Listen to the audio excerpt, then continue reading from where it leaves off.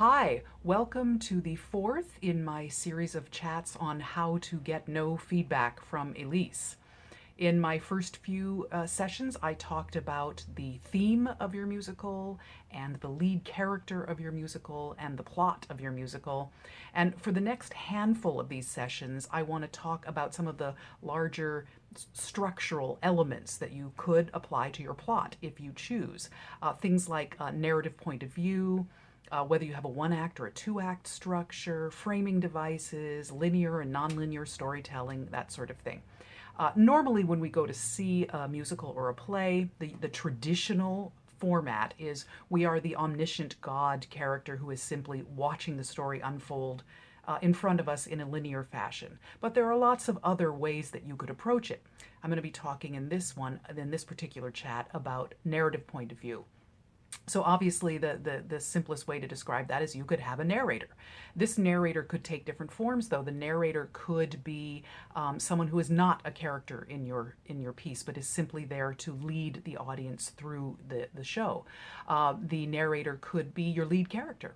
The narrator could be, the lead character's best friend, or someone they know, or someone who has some reason to lead you through the story of the main character from their point of view. Or you could have multiple narrators. At some point, maybe everyone in your story narrates. Lots of different ways to do it. I'm not here to tell you which way is right or wrong. You could do it any way you want, but I do want to give you some a sort of a list of things to be thinking about as you're making that kind of choice, to see what the pros and cons are in order to make sure you're making the right choice to make your story come across the way that you want it to. So those four elements that I think you really need to consider are establish your device early, use it consistently, break the rules with purpose, and have a larger story reason for your choice. So let me talk about each of those just briefly. When I say establish early, whatever narrative point of view you're going to have, make sure you establish it right near the top of the show so that we know what our expectations are. Simplest way is, if you're going to have a narrator who leads us through the story, the show starts with the narrator saying, "Hello, everybody, here's the story," and they just lead you through the story. And you establish that right at the beginning.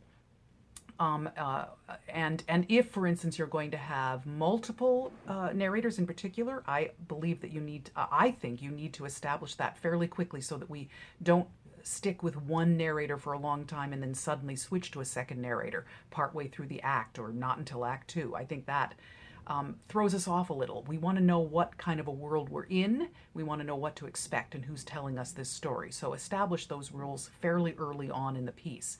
Then I believe that you can choose whichever way you want to do it, but you want to then employ it consistently. That means making sure that that once you've made the choice that it isn't the lead character narrating, you don't want to just change that partway through. Or if everybody's doing it, then everybody's doing it. Whatever it is, stick to it consistently. Now, that being said, you might say, no, well, I want to have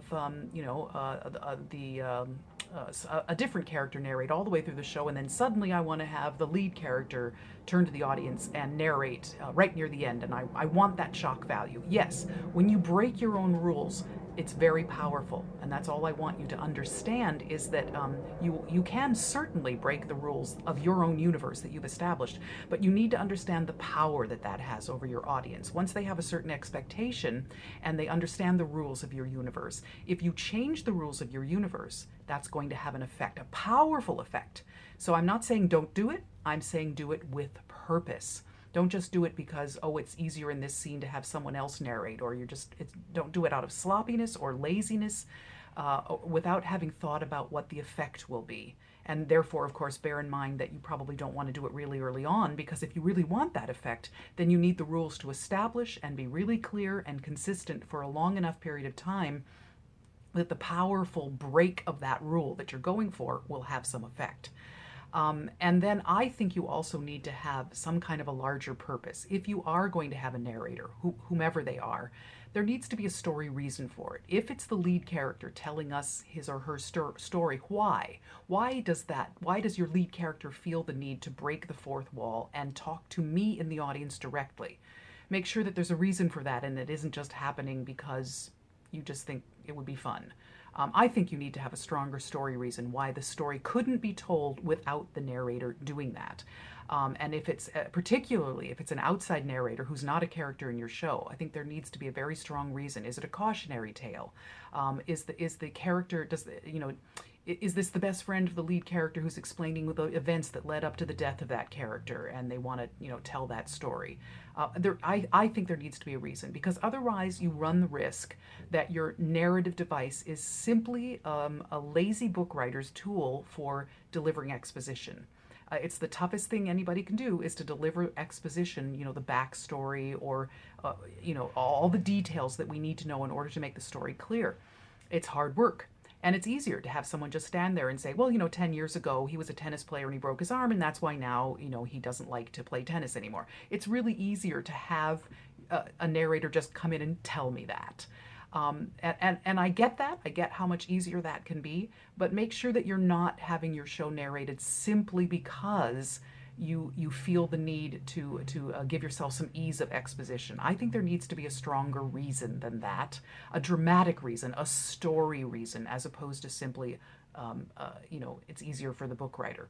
So as I said before, you can have no narrative point of view. You can simply tell the story, have the story unfold, and we are the omniscient God who is watching the story. You can have a single narrator, multiple narrators, but I would strongly recommend that you make sure you establish your premise early, consistently use it, only break your own rules when you know it's going to have a powerful effect that you have chosen purposefully, and think about a larger reason for why you think your story needs to be told with narration that is integral to the story. So consider all of those things when you're considering the narrative point of view. And next time we chat, we'll go on to talk about framing devices.